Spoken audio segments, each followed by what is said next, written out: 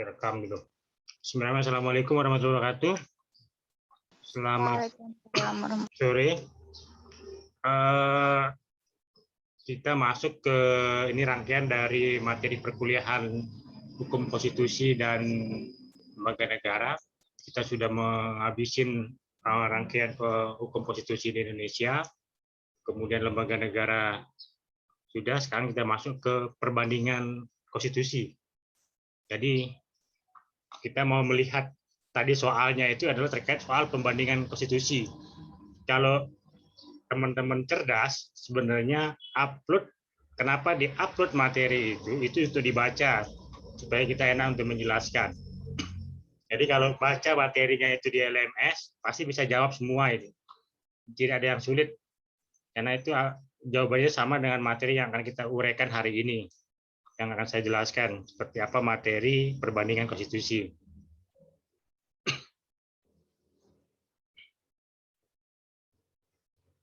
Kita lihat materinya ya? Sudah, Pak. Belum. Sudah, Pak.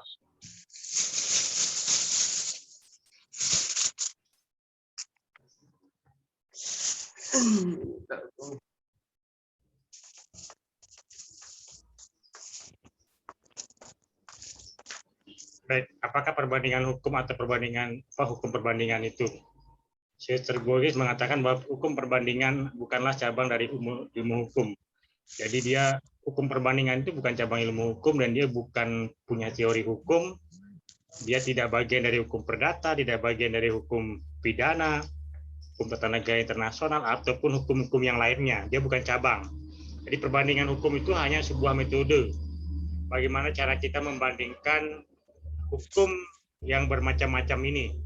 Maksudnya bermacam-macam ini adalah banyak cabang-cabang ilmu hukum itu yang lahir dari beberapa cara yang ada jadi beberapa cara yang kemudian beberapa cara yang kemudian untuk melihat hukum di lapisan dunia ini seperti apa hukum ini yang berlaku di Amerika, di Prancis, di Inggris, di Malaysia dan seterusnya. Itu kemudian menjadi mengapa perbandingan hukum itu menjadi hal yang penting. Karena perbandingan hukum itu hanya sebuah pengetahuan. Dia hanya metode untuk bagaimana membanding-bandingkan tadi yang saya maksud itu.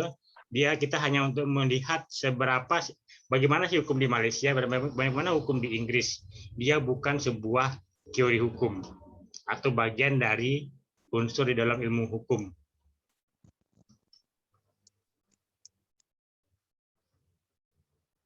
Hal ini dapat dibuktikan jika hukum didefinisikan antara lain sebagai seperangkat aturan, maka perbandingan hukum atau hukum perbandingan tidak mempunyai perangkat aturan itu. Jadi cara membuktikannya begitu. Jadi hukum kalau dia dibuktikan dengan perangkat-perangkat aturannya itu ada aturan A, ada aturan B, ada norma A, ada norma B, ada norma C, ada sanksi B, sanksi D, dan sanksi A. Itu misalnya sanksi A terkait dengan ini, sanksi B terkait dengan ini, sanksi C terkait dengan ini. Tapi dalam perbandingan hukum itu tidak ada kemudian. Dia tidak ada aturan norma yang tegas. Tidak kemudian Indonesia ini harus seperti Malaysia misalnya, tidak gitu. Jadi dia hanya sekedar untuk bagaimana cara kita untuk membandingkan. Nanti coba akan kita membandingkan bagaimana konstitusi di beberapa negara kemudian.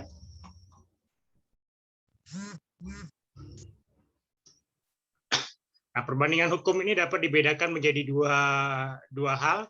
Pertama, perbandingan hukum deskriptif, itu yang menggambarkan suatu analisa terhadap perbedaan-perbedaan dari dua atau lebih sistem hukum. Misalnya kita mau membandingkan sistem hukum common law atau Anglo-Saxon atau Eropa kontinental atau Anglo-Saxon atau common law, nama yang mirip, atau bagaimana sistem hukum rule of law dengan sistem hukum restart misalnya. Kita mau membandingkan seperti itu.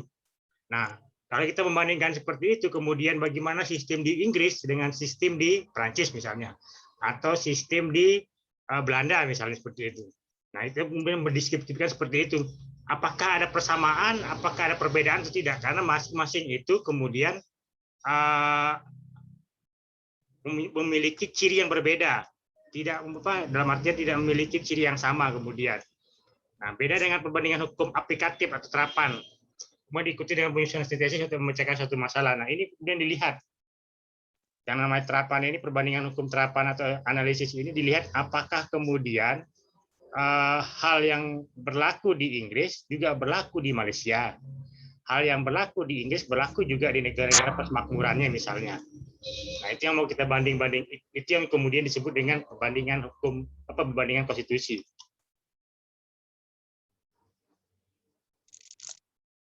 Nah, Nomoi Plato, ini buku Plato tentang Nomoi itu mengemukakan bahwa penyelenggaraan negara yang baik ialah yang berdasarkan pada pengaturan hukum yang baik. Sedangkan buku Polisia dari Aristoteles itu mengemukakan bahwa suatu negara yang baik ialah negara yang diperintah dengan konstitusi dan berkedaulatan hukum. Nah, 3 unsur pemerintahan konstitusi, yaitu pemerintahan yang dilaksanakan dengan kepentingan umum, pemerintahan yang dilaksanakan menurut hukum, ketentuan-ketentuan hukum bukan pada hukum yang dibuat secara sewenang-wenang, dan menyampingkan konvensi dan konstitusi. Pemerintahan berkonstitusi berarti pemerintahan dilaksanakan atas kehendak rakyat, bukan berupa paksaan-paksaan yang dilaksanakan oleh pemerintah. Jadi inilah 3 unsur konstitusi menurut Aristoteles. Jadi Aristoteles ini adalah pemikir Yunani kuno atau disering disebut dengan Yunani klasik. Jadi dia mengemukakan bahwa pemerintahan itu dilaksanakan untuk kepentingan umum yang pertama. Yang kedua adalah dilaksanakan untuk menurut hukum berdasarkan ketentuan-ketentuan umum, bukan hukum yang dibuat secara sewenang-wenang atau menyampingkan konvensi atau konstitusi.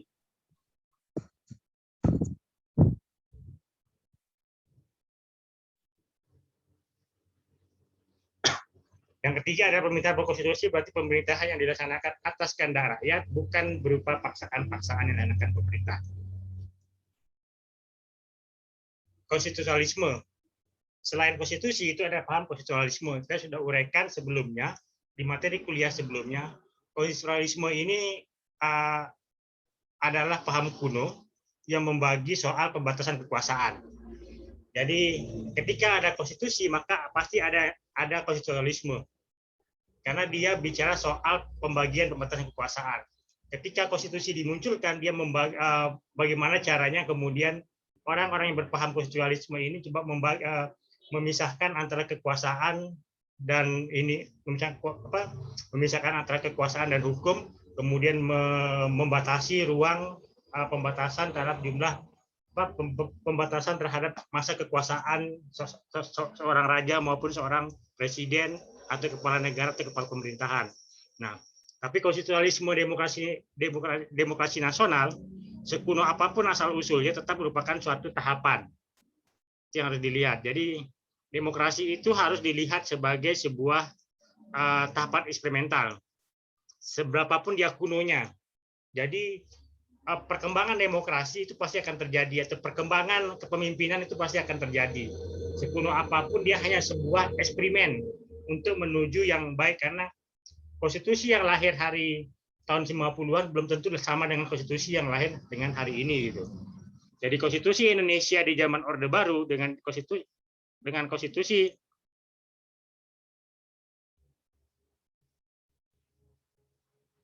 maaf, ini ada masuk banyak. Jadi konstitusi Indonesia di tahun 50 di zaman Undang-Undang Dasar Sementara atau Undang-Undang Resto di tahun 49 misalnya, itu berbeda kondisinya dengan konstitusi Indonesia di tahun 66 atau pasca amandemen Undang-Undang Dasar 45 misalnya. Perbedaan itu kemudian disebabkan karena kondisi atau keadaan yang nyata. Nah, kondisi atau keadaan yang nyata ini dapat dikatakan berangkat dari kondisi-kondisi politik, sosial, ekonomi yang ada di Indonesia pada saat itu. Nah, begitupun di tataran dunia, konstitusi mereka itu lahir dari proses yang tidak alamiah. Bukan alamiah ya lahirnya, tapi lahir dari proses politik kemudian, proses kediktatoran, proses otoriter dan seterusnya. Itu yang menyebabkan perubahan konstitusi di tataran Eropa. Nah, jika ingin bertahan dengan kompetisi dengan tipe pemerintahan yang lebih revolusioner, paham ini harus bersedia terus-menerus beradaptasi dengan kondisi masyarakat modern yang selalu berubah. Misalnya hari ini, konstitusi kita itu tidak pernah bicara soal bagaimana dunia tanpa batas ini kemudian. Padahal kita sudah merencanakan dunia tanpa batas ini ketika proses Repelita, tapi kita tidak siap kemudian dengan dunia tanpa batas ini. Nah, kondisi hari ini persoalan dunia tanpa batas ini. Jadi hari ini misalnya, kalau mahzab orang mahzab orang pendidikan di Indonesia ini kan mahzab tatap mukanya itu kan secara langsung. Kalau mahzab yang tatap mukanya melalui dunia tanpa batas ini dengan dunia maya ini, dunia internet ini, itu kan mahzabnya kampus-kampus di universitas terbuka. Nah, kondisi yang hari ini yang kemudian yang tidak mampu untuk diproses secara cepat kemudian untuk COVID. Kalau tidak ada COVID mungkin tidak akan secepat ini kemudian perubahan soal bagaimana mekanisme pendidikan, bagaimana mekanisme orang bertemu, bagaimana mekanisme orang masuk ke kantor. Makanya ada pernyataan tidak perlu kemudian kantor yang megah, karena orang mulai sudah bekerja lewat rumah, orang bisa mengontrol lewat rumah, orang berbisnis bisa lewat rumah, orang belanja pun bisa lewat rumah. Nah, itu yang kemudian yang belum terjadi di dalam perubahan konstitusi kita. Di beberapa negara kemudian mencoba merubah konstitusinya untuk menjadi konstitusi yang online, istilahnya itu. Konstitusi yang online maksudnya adalah konstitusi memberi ruang kepada warga negaranya untuk beraktivitas secara digital, tidak lagi kemudian dengan cara manual seperti biasanya. Itu yang sedang kemudian dilakukan di Prancis, dilakukan di Amerika, dilakukan di Inggris. Nah, cara pembatasan paling efektif ialah dengan cara membagi kekuasaan sehingga konstitusionalisme menyelenggarakan sistem pembatasan dengan efektif atas tindakan-tindakan pemerintah. Nah, pembatasan ini akan tercermin dalam Undang-Undang Dasar atau Konstitusi. Konstitusi mempunyai fungsi yang khusus dan merupakan wujud dari manifestasi dan hukum yang tertinggi atau supremacy of law yang harus ditaati bukan hanya oleh rakyat tetapi oleh pemerintah serta penguasa sekalipun seperti pada perkembangannya. Yunani kuno adalah pola pergaulan kota, tempat terpenuhinya semua kebutuhan secara materi dan spiritual. Kalau kita bicara demokrasi dan bicara tentang konstitusi. Jadi Yunani kuno ini adalah pola pertama kali orang mengenal kota, tempat terpenuhinya semua kebutuhan secara materi dan spiritual. Nah, konstitusi ideal Plato dan Aristoteles itu pentingnya pendidikan politik karena warga negara yang terdidik, negara dapat dilindungi dan dari timbulnya anarki. Jadi itu kata Plato dan Aristoteles. Jadi pentingnya pendidikan politik itu untuk menghindari yang namanya anarki.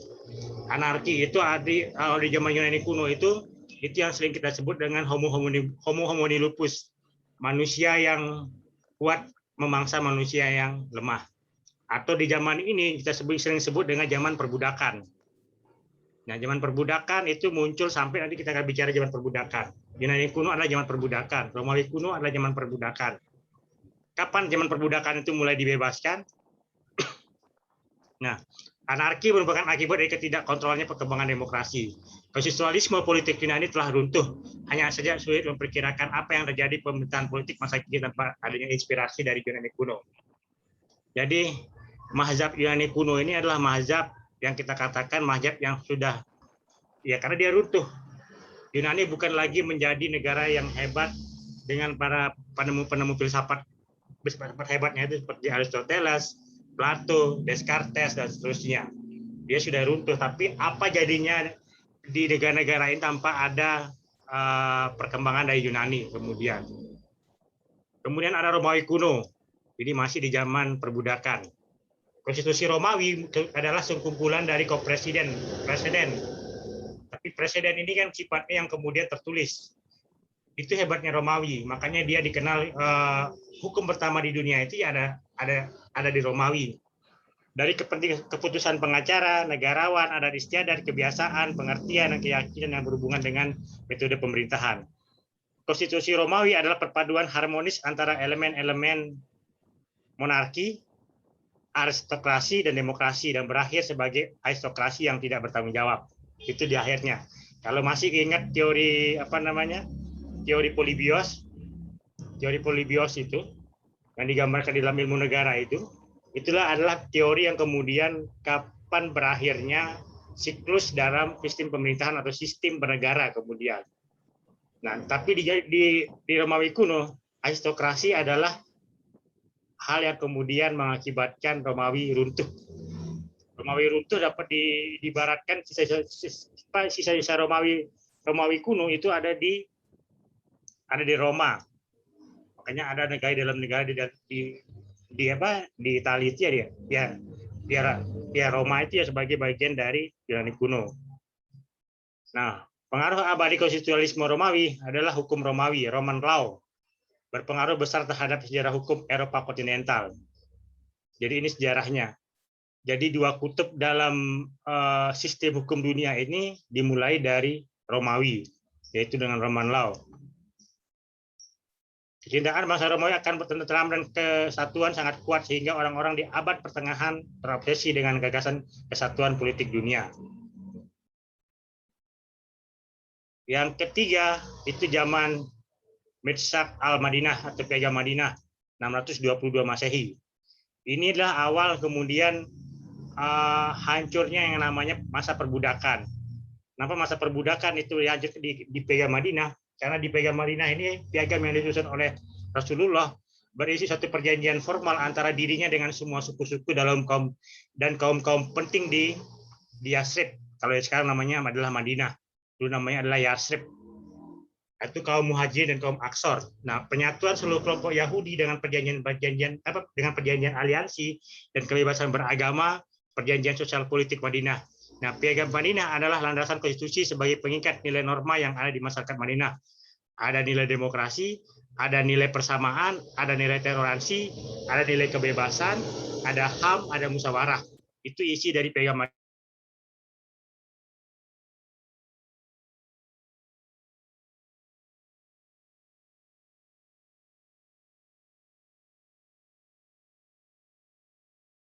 Suaranya hilang.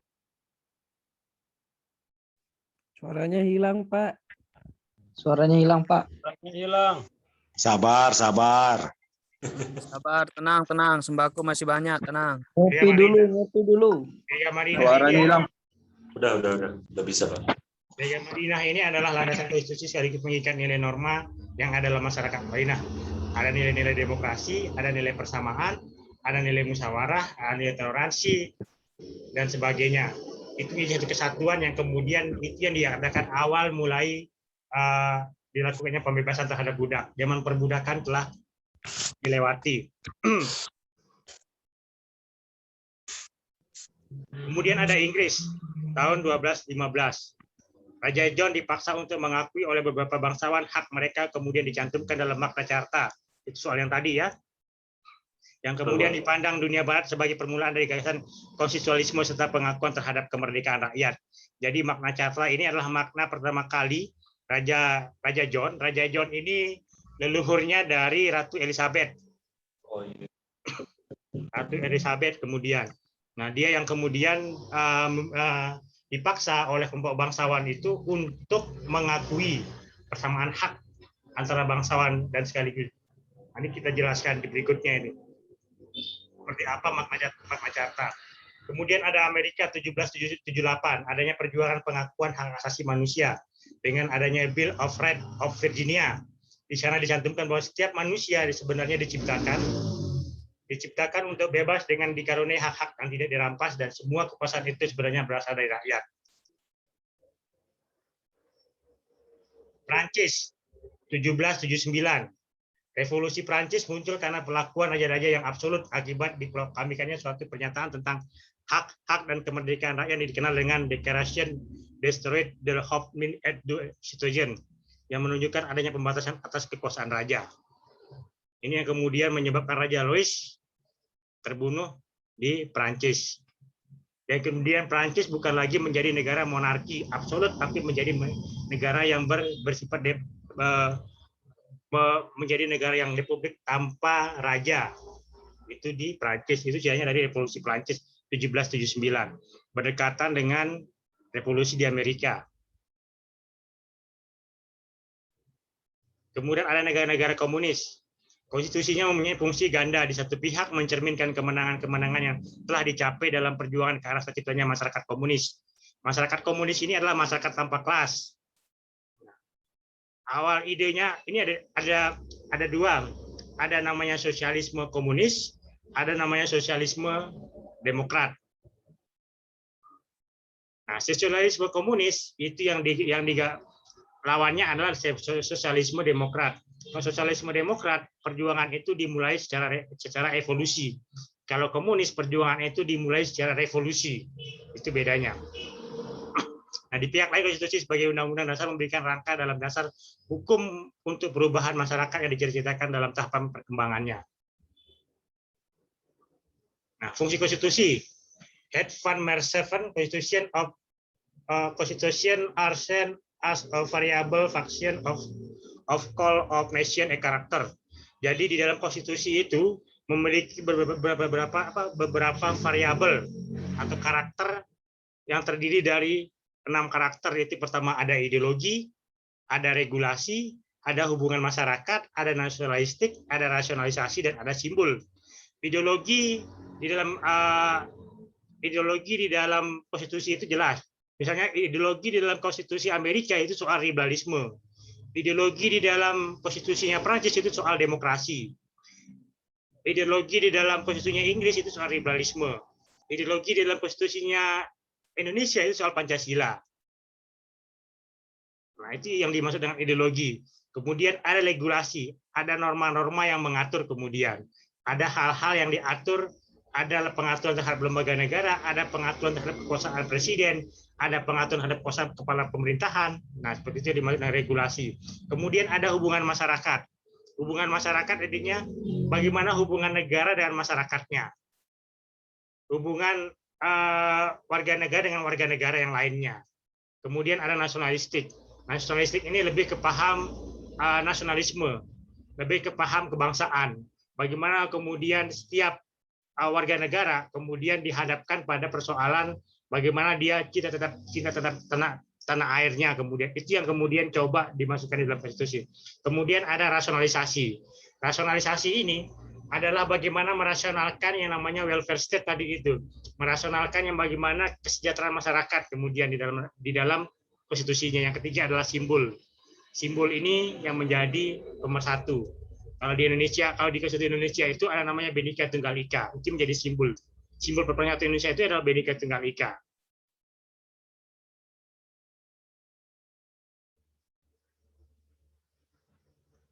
Konstitusi Amerika yang tertulis ini menjadi cikal bakal kita bicara soal konstitusi yang tertulis dan tertulis. Nah, Undang-Undang Amerika yang disusun pada tahun 1787 dan diresmikan pada tahun 1789 itu mengatur soal asasi warga negara yang tercantum dalam suatu naskah yang tersendiri yang dinamakan Bill of Rights. Beberapa ketentuan ketatanegaraan yang tidak termuat dalam Undang-Undang Dasar. Undang-Undang Amerika tidak menyebut adanya partai politik, beda dengan Undang-Undang Dasar di Indonesia. Itu menyebut partai politik. Undang-Undang Dasar di Prancis itu menyebut partai politik. Nah, dan hal ini diatur dalam undang-undang. Jadi undang-undang di Amerika, di Undang-Undang Dasar tidak menyebut partai politik, tapi diatur di dalam undang-undang. Nah, konstitusi Amerika ini sudah diamandemen sampai dengan 27 kali. Itu konstitusi Amerika 27 kali diamandemen. Nah, konvensi dari beberapa negara bagian mengadopsi konstitusi, mencegah salah tafsir, penyalahgunaan kekuasaan. Nah, konvensi ini adalah adat istiadat. Dipahamin ya? Konvensi itu adalah adat istiadat. Jadi dia yang tidak bersifat tertulis kemudian dibuat menjadi tertulis. Nah, itu yang kemudian dituangkan di dalam konstitusi di Amerika. Jadi dia itu diadopsi di konstitusi itu untuk mencegah salah tafsir, penyalahgunaan kekuasaan. Nah, klausula restriktif dan deklarator ini harus ditambahkan, memperluas landasan kepercayaan publik terhadap pemerintahan, memastikan tujuan kebajikan dan pelembagaannya. Pasal-pasal sebagai tambahan dan amandemen konstitusi Amerika Serikat diputus oleh Kongres dan diratifikasi oleh lembaga perundang-undangan dari sejumlah negara bagian sesuai dengan pasal kelima konstitusinya. Jadi ada pasal-pasal tambahan di dalam konstitusi Amerika yang amandemen itu diputuskan di dalam Kongres dan diratifikasi di lembaga-lembaga perundang-undangan sejarah, lembaga perundang-undangannya oleh sejumlah negara bagian. Jadi di Amerika itu ada 9 negara bagian. Jadi ke-9 negara bagiannya itu memiliki kewenangan. Nah, sesuai dengan pasal kelima di dalam konstitusinya. Jadi Kongres itu terdiri dari Senat dan legislatif. Senat itu beda dengan apa? Senat itu kalau di Indonesia itu namanya DPD. Nah, dia terdiri dari anggota DPD di Kongres itu dan anggota DPR-nya, legislatifnya. Tiga unsur konstitusi yang sekarang itu konstitusi perwujudan perjanjian masyarakat, kontrak sosial, konstitusi piagam hak asasi manusia, konstitusi formal regimenes rangka bangunan pemerintahan atau struktur pemerintahan negara. Nah, itu yang tertulis. Konstitusi tidak tertulis. Magna Carta 1215 yang ditangani oleh Raja John atas desakan golongan bangsawan. Raja mengakui beberapa hak dari bangsawan bawahannya. Jadi bangsawan bawahannya ini diberikan hak pengakuan. Jadi persamaannya adalah sama kemudian. Pernah dengar Sir Alex Ferguson? Sir Alex Ferguson itu adalah orang bukan bangsawan. Tapi karena dia dianggap berjasa terhadap Inggris, terhadap Manchester United menjadi juara Liga Champion, oleh Ratu Elizabeth, dia diberikanlah gelar Sir kemudian. Jadi dia setara sejajar dengan bangsawan-bangsawan di dalam kerajaan Inggris kemudian. Nah, itu lahir dari sebuah namanya Magna Carta 1215. Itu Sir Alex Ferguson. Sama seperti suaminya Ratu Elizabeth. Suaminya Ratu Elizabeth ini adalah orang biasa. Orang biasa kalau darah biru kan mestinya menikah dengan darah biru, tapi istri Ratu Elizabeth ini adalah orang biasa. Ketika dia menikah dengan Ratu Elizabeth, dia menjadi Sir kemudian. Menjadi bangsawan Inggris kemudian. Nah, Bill of Rights 1689 dan Act of Statement 1701 kemenangan parlemen melawan raja-raja keluarga Stuart, memindahkan kekuatan dari tangan raja ke tangan parlemen, King in Parliament. Nah, parlemen menghentikan Raja James II dari jabatannya dan mempersembahkan mahkota kepada Putri Mary dan suaminya Pangeran William of Orange, Holland. Nah, ini cikal bakal kemudian Belanda menjadi bagian dari Inggris awalnya 1688. Jadi Pangeran William Inggris itu menjadi suami Putri Mary, tapi kemudian karena kalah perang oleh Prancis, jadi kemudian hukum Belanda itu menjadi hukum yang dibuat oleh Prancis, bukan oleh Inggris. Nah, Parlemen Act 1912 dan 1945 membatasi kekuasaan majelis tinggi House of Lords dan menetapkan supremasi majelis rendah House of Commons. Misalnya House of Lords dalam beberapa keadaan tertentu dilarang menolak rancangan undang-undang yang telah diterima oleh House of Commons. Jadi tidak ada boleh penolakan terhadap undang-undang, tidak ada boleh amandemen terhadap undang-undang. Itu di dalam konstitusi Inggris yang tidak secara tertulis. Beberapa keputusan hakim, terutama yang merupakan tafsir mengenai undang-undang parlemen.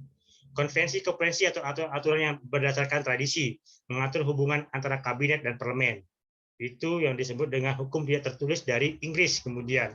Tapi walaupun ada beberapa hukumnya yang dibuat secara tertulis, tapi sifatnya adalah undang-undang. Undang-undang bukan kemudian dibuat dalam bentuk undang-undang dasar seperti di kita. Nah, konstitusi terpanjang. Konstitusi terpanjang itu ada di India dengan 394 pasal. Uruguay dengan 332 pasal, Nicaragua dengan 320 pasal, Kuba dengan 268 pasal, Panama dengan 270 pasal, Peru dengan 236 pasal, Brazil dengan 236 pasal, Brazil dan Kolombia masing-masing 280 pasal, Burma dengan 234 pasal, Belanda dengan 210 pasal. Itu konstitusi terpanjang di dunia, itu ada di India. Spanyol sebagai konstitusi terpendek itu 36 pasal, Indonesia itu 37 pasal, Laos 44 pasal, Guatemala 45 pasal, Nepal 46 pasal, San Marino 47 pasal, Ethiopia 55 pasal, Ceylon dengan 91 pasal, Finlandia dengan 95 pasal. Negara lain, Korea Selatan itu ratusan pasal. Korea Selatan, Jepang, Rumania, Iran, Jordan, Italia, Belgia, Bolivia, dan Ekuador. Nah, ini soal yang tadi kan. Perbedaan konstitusi terpanjang 394 di India dengan konstitusi terpendek di Spanyol menandakan bahwa India dalam konstitusinya sangat terperinci adanya wewenang dan cara bekerja berbagai lembaga kenegaraan. Termuat sangat banyak jumlah HAM yang mengatur tentang hak asasi manusia. Sedangkan Spanyol yang sangat sederhana disebutkan lembaga-lembaga negaranya. Termuat sangat sedikit soal HAM-nya. Tetapi soal pengaturan HAM soal pengaturan HAM di Spanyol itu banyak diatur di dalam undang-undang, bukan di dalam konstitusinya. Jadi HAM itu sebagian besar diatur di dalam undang-undangnya, bukan di dalam konstitusinya. Baik, ada pertanyaan, silakan. Tanya sedikit Pak, tadi kurang jelas sosialis komunis dengan sosialis demokrat gitu. Dimulai sejak kapan itu Pak keduanya? Jadi sosialis komunis itu yang dibawa oleh Marx dan Hegel ya, Marx dan Hegel di Rusia itu sekitar pasca revolusi industri ya. Jadi kan dia lahir dari pertentangan soal perjuangan buruh di revolusi industri di Inggris. Itu sekitar 18 tidak salah ininya. Jadi perjuangan sosialis komunis itu adalah perjuangan secara revolusi. Tidak ada ideologi lain yang benar selain dengan ideologi komunisnya itu. Jadi masyarakat tanpa kelas kemudian. Jadi dia di dalam manifestonya itu dia menginginkan masyarakat tanpa kelas. Jadi kedudukan semua masyarakat itu adalah sama. Negara kemudian menjadi pengkontrol. Pengaturan distribusi oleh negara. Nah, cara untuk menuju masyarakat tanpa kelas adalah dengan cara revolusi. Nah, makanya revolusi Bolshevik di Rusia itu ada revolusi tanpa ceceran darah kemudian, tanpa ada satupun tembok yang tergores yang dilakukan oleh Bolshevik. Beda dengan revolusi yang terjadi di Cina. Itu yang disebut dengan nama peristiwa Tiananmen itu. Peristiwa Tiananmen itu adalah peristiwa yang menyebabkan penyebabkan korban. Nah, itu bedanya. Kenapa beda Cina dengan Rusia? Karena Cina kalau Rusia dengan perjuangan buruh, kalau Cina dengan perjuangan petaninya kemudian. Itu perbedaan cara berpikir komunisnya. Nah, satu lagi kemudian muncullah sosialisme demokrat namanya. Sosialisme demokrat adalah perjuangannya kemudian tidak melalui cara-cara revolusi, tapi dengan cara-cara evolusi. Nah, cara-cara evolusinya itu dia harus bagaimana masuk melalui parlemen. Beda dengan komunis. Komunis tidak percaya parlemen, kecuali dia memimpin. Nah, makanya tidak ada partai di negara-negara komunis itu tidak ada partai. Partai cuma satu, yaitu Partai Komunis. Itu bedanya. Nah, sosialis demokrat ini kemudian banyak lahir di negara-negara Prancis. Di Prancis, di negara-negara pasmakmuran negara-negara Skandinavia yang dulu menjadi negara bagian dari Rusia misalnya. Nah, yang sosialis demokrat itu adalah siapa namanya presiden Prancis hari ini? Presiden Prancis hari ini siapa namanya? Presiden Prancis hari ini itu adalah bagian dari Partai Sosialis Demokrat. Begitu Adi, ada pertanyaan yang lain? Marco. Ya, terima kasih. Kalau di Indonesia itu Pak, nasionalis itu Yang lain? mana namanya Pak? Kalau ini Pak, kan sedikit Pak. Ya. Ini kan masalah konstitusi Pak ya. Apakah ada pengaruh, ada atau tidak adanya konstitusi Pak di suatu negara itu Pak? Apakah ada pengaruhnya? Ada atau tidak adanya gitu Pak? Konstitusi tadi dikatakan ada konstitusi yang tertulis dan ada konstitusi tidak tertulis. Perbedaan sama seperti ini. Kita membandingkan perbedaan negara-negara yang menganut Rechtsstaat dengan negara-negara yang menganut the rule of law. Misalnya, Rechtsstaat itu adalah negara-negara yang dianut oleh Prancis, Rechtsstaat. Rule of law adalah negara yang dianut oleh Inggris. Inggris kenapa tidak mengenal yang namanya konstitusi, tetapi pengaturan-pengaturannya itu di dalam undang-undang kemudian. Jadi undang-undang itu ketika dia buat, dia tidak boleh diubah. Itu di Inggris. Jadi ketika dia udah melalui proses majelis terendah sampai kemudian menuju majelis tertinggi, majelis tingginya, dia menjadi sah kemudian. Karena lahirnya berdasarkan hasil konvensi kemudian. Nah, makanya di Inggris itu yang kemudian pertama kali yang dikenal yang namanya apa dalam sistem teori fiksi hukum itu orang dianggap tahu hukum kemudian. Karena lahirnya hukum itu berdasarkan kebiasaan-kebiasaan yang kemudian dikodifikasi menjadi hukum yang dinormakan. Asas-asas hukum yang kemudian dinormakan. Jadi begitu dia diberlakukan, dia tidak boleh diubah. Nah, cara merubahnya ketika dia jadi penyelewengan hukum misalnya. Jadi di Inggris, misalnya seperti contoh tadi itu. Ketika Raja John ini menolak soal ini bangsawan tidak ada persamaan, itu jadi perubahan kemudian. Nah, Berarti tetap ada pengaruhnya Pak ya? Lahir dari sebuah konvensi. Konvensi ini kan lahir dari sebuah kebiasaan di masyarakat kemudian. Tapi sifatnya bukan konstitusi. Jadi dia dibuat berdasarkan undang-undang. Kalau di kita kan ada namanya undang-undang dasar, baru ada undang-undang yang dibuat oleh parlemen. Nah, kalau di Inggris tidak ada undang-undang dasar. Yang ada adalah undang-undang kemudian. Nah, itu yang terjadi di Inggris. Kemudian, contohnya di Inggris tidak ada yang namanya pengadilan umum, pengadilan pemerintah, tidak ada. Dia hanya satu pengadilan soal benar dan salah itu di Inggris. Di Perancis itu ada dua sistem pengadilan, ada pengadilan publik dan ada pengadilan privat.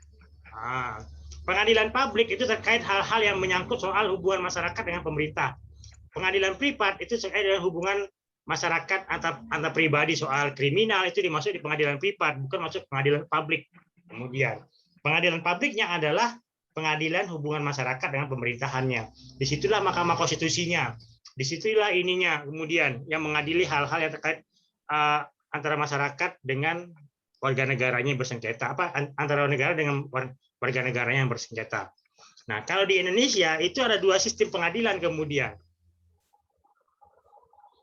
Ada pengadilan konstitusi, ada pengadilan biasa. Kemudian pengadilan biasa itu tingkat tertingginya ada di Mahkamah Agung. Nah, di pengadilan biasa ini ada 3 pengadilan kemudian. Ada pengadilan agama, ada pengadilan tadi itu pengadilan administrasi pemerintahan itu, ada pengadilan umum. Itu perbedaannya kemudian. Oh iya Pak.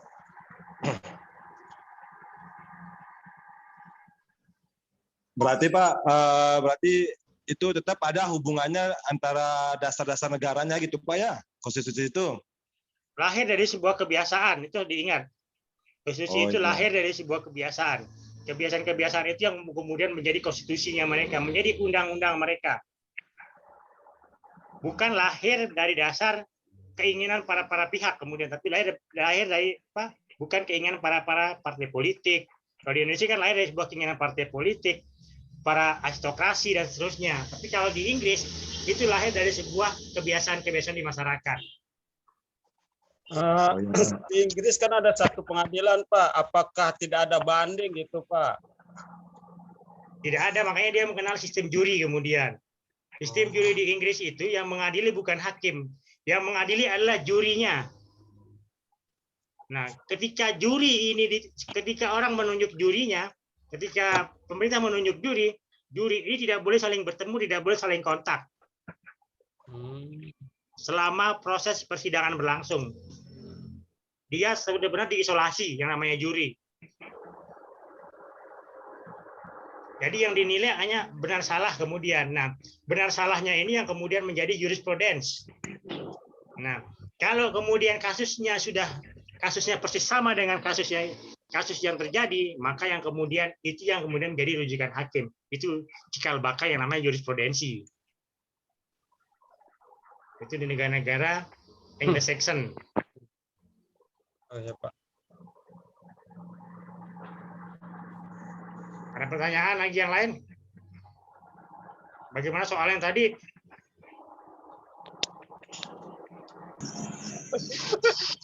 Ada benarnya, ada salahnya.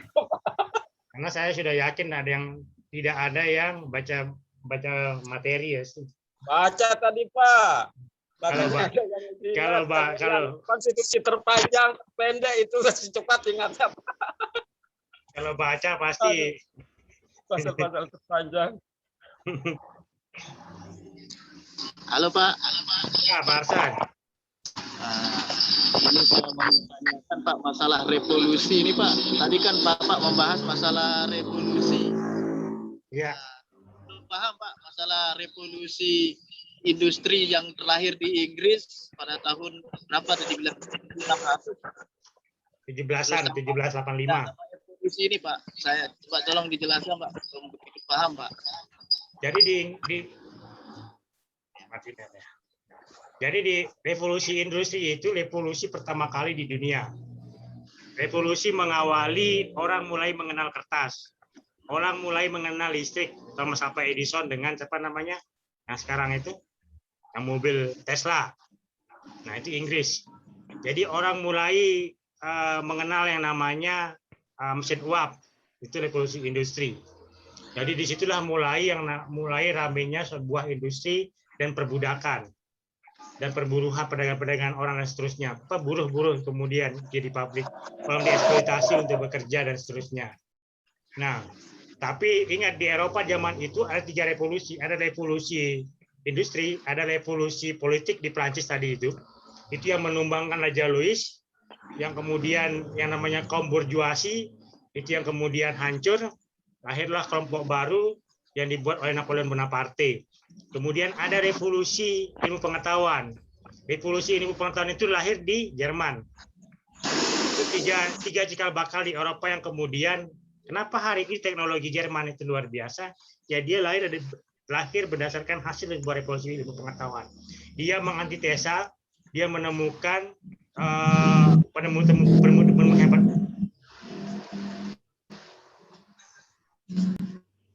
Jadi penemu-penemu hebat itu lahir dari Jerman, itu berdasarkan dia menemukan berbagai macam dari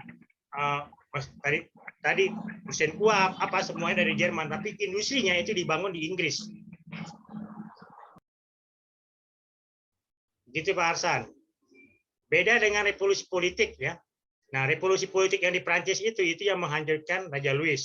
Revolusi Bolshevik di Rusia itu yang menumbangkan kemudian kekuasaan Raja Tsar, istilahnya namanya, di Rusia, yang menyebabkan lahirnya kemudian yang namanya sosialisme komunis. Itu di Rusia.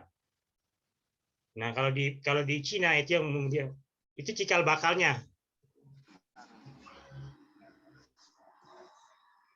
Berarti persamaannya revolusi itu perubahan Pak ya? Perubahan yang cepat dan perubahan yang cepat dan berdarah-darah. Sekali Bolshevik ya. Mantap Pak, mantap. Ya kalau dia berdarah-darah berarti dengan korban jiwa.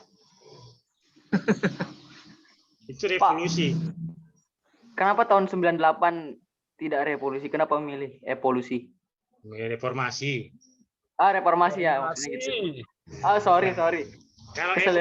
Kalau evolusi itu perubahan yang bertahap tanpa adanya jadi peristiwa bertahapnya itu adalah dimulai dengan evolusi atau evolusi Darwin. Orang mulai dari bawah menjadi tinggi itu dimulai dengan tahapan-tahapannya.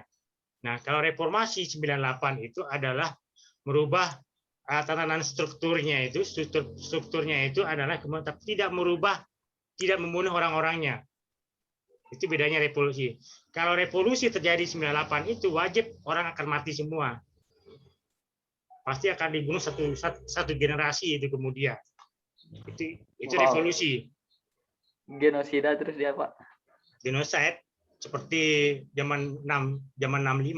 65 itu kan revolusi. Satu generasi dipotong. Itu generasi komunis kemudian. Itu revolusi 65 itu revolusi. Terus sekarang mahasiswa pas demo teriakin revolusi berarti dia mau genocide. Siap tidak, itu kan pertumpahan darah kalau revolusi. Ada pertanyaan yang lain?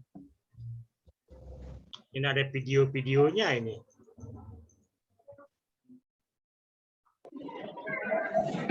Boleh di luar tema, Pak? Temanya. Ini terkait di KPK itu, Pak. Ada pertanyaan?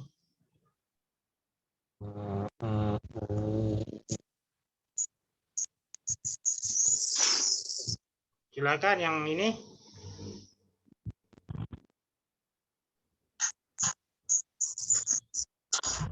Yang bertanya.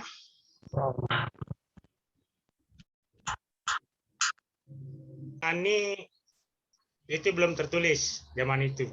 Tapi dengan adanya Yunani kita belajar mulai kemudian apa jadinya Yunani tanpa Yunani dan Romawi gitu kemudian. Apa jadinya Yunani tanpa Yunani, Romawi dan Madinah. Itu cikal bakalnya kemudian. Karena itu cikal bakal zaman-zaman perbudakan. Nah, zaman di Eropa, zaman di Amerika, di Inggris, di Prancis itu zaman-zaman feodalisme kemudian. Pasca perbudakan itu lahir namanya feodalisme. Jadi kekuatan raja kemudian. Pasca feodalisme baru kemudian melahirkan yang namanya demokrasi. Tapi di tengah-tengah demokrasi itu ada namanya otoriter kemudian. Ada diktator. Nah, diktator itu yang kemudian melahirkan yang namanya Jerman. Hitler, kemudian melahirkan yang namanya di Jepang, di di Italia, Mussolini. Nah, itu zaman-zaman diktator kemudian. Pasca diktator muncul lagi kemudian demokrasi. Begitu seterusnya itu siklus Polybios kemudian. Siklus Polybios adalah menggambarkan siklus manusia. Indonesia kemungkinan besar setelah demokrasi ini akan muncul lagi diktator, itu kita tidak tahu. Karena mengarah ke situ kan. Karena itu siklus. Ketika aristokrasi, ketika autokrasi kemudian berkuasa, pasti keinginan untuk terus berkuasa itu ada. Pasti, Pak. Misalnya hari ini, misalnya Cina itu hari ini presidennya adalah presiden seumur hidup. Rusia juga demikian, presidennya adalah presiden seumur hidup. Turki hari ini mau merubah konstitusinya menjadi presiden seumur hidup. Karena sudah mulai nyaman itu kan. Nah, apa yang terjadi di Israel misalnya di Netanyahu juga mau demikian, dia harus merubah dirinya menjadi presiden seumur hidup. Itu keinginan besarnya. Nah, orang-orang yang sudah berkuasa dengan nyaman ini berkeinginan terus menjadi presiden seumur hidup gitu. Karena sudah kursinya masih empuk, Pak. Jadi itu siklus pemerintahan, kemudian itu siklus tata negara dunia itu kemudian. Lalu bagaimana Pak cara mengatasinya supaya enggak terus-menerus lah menduduki kekuasaan itu, Pak? Jaga kacamatamu. Pak, panas. Makanya konstitusi itu selalu lahir dari proses. Dia tidak bisa kemudian menjadi kaku. Dia bersifat elastis. Nah, ketidakkakuannya sebuah konstitusi itu dilihat dari prosesnya kemudian. Makanya dia selalu lahir, hukum itu selalu lahir dari peristiwa-peristiwa konkret, peristiwa-peristiwa nyata. Perubahan konstitusi pasti akan terjadi, perubahan hukum pasti akan terjadi. Gitu. Jadi tidak ada hukum yang kemudian berlaku kekal dan abadi, kecuali hukum yang hidup di tengah-tengah masyarakat. Gitu. Sedikit Pak Dekan. Ya. Sebenarnya apakah kepemimpinan yang dengan menggunakan waktu yang cukup lama begitu masa pemimpinannya, apakah itu bagus atau tidak sih sebenarnya Pak? Bukannya kalau dia lama tuh berarti dia sangat pengalaman sekali begitu Pak? Itu makanya ada paham konstitusionalisme, ada konstitusi pasti ada konstitusionalisme. Konstitusionalisme itu adalah bagian dari membatasi kekuasaan. Nah, pembatasan kekuasaan itu menjadi penting kemudian. Nah, itu yang dilakukan di Inggris. Inggris saja kemudian mampu melakukan pembatasan kekuasaannya. Prancis juga demikian. Di PM Madinah juga demikian kemudian. Sampai ke proses, kecuali di negara-negara komunis ya. Di negara-negara komunis itu adalah presiden seumur hidup kalau di mereka itu. Karena dia tidak punya partai. Partainya cuma satu, tidak ada banyak partai. Nah, sepanjang partai ini kemudian dibatasi dalam ruang geraknya, kemudian itu yang menyebabkan akan terjadinya yang namanya kekuasaan yang absolut atau kediktatoran itu. Makanya partai politik itu perlu diatur. Partai politik itu perlu kemudian dikontrol. Yang perlu dikontrol itu adalah partai politik karena dia bagian dari penyaluran aspirasi. Kemudian disitulah kekuasaan itu dimulai dari partai politik.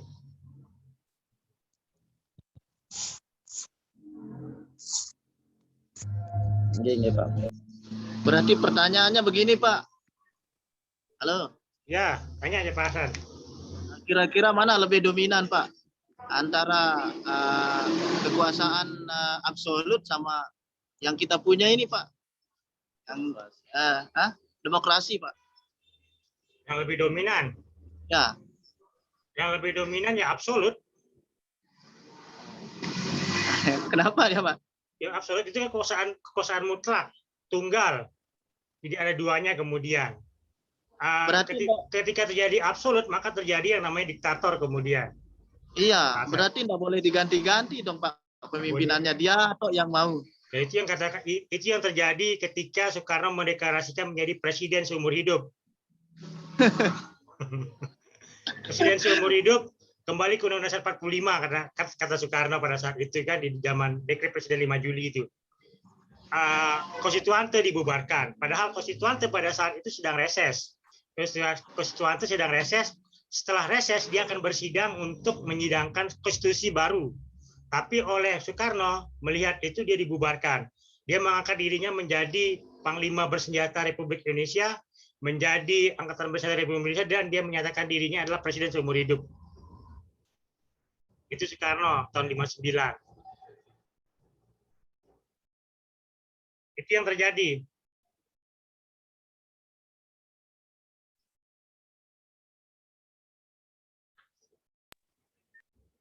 Coba unit kedua. Kalau ada pertanyaan, saya akhiri. Tidak ada? Cukup, Pak. Nanti kita ya. Wabillahi taufik walhidayah. Wassalamualaikum warahmatullahi wabarakatuh. Waalaikumsalam. Waalaikumsalam warahmatullahi wabarakatuh.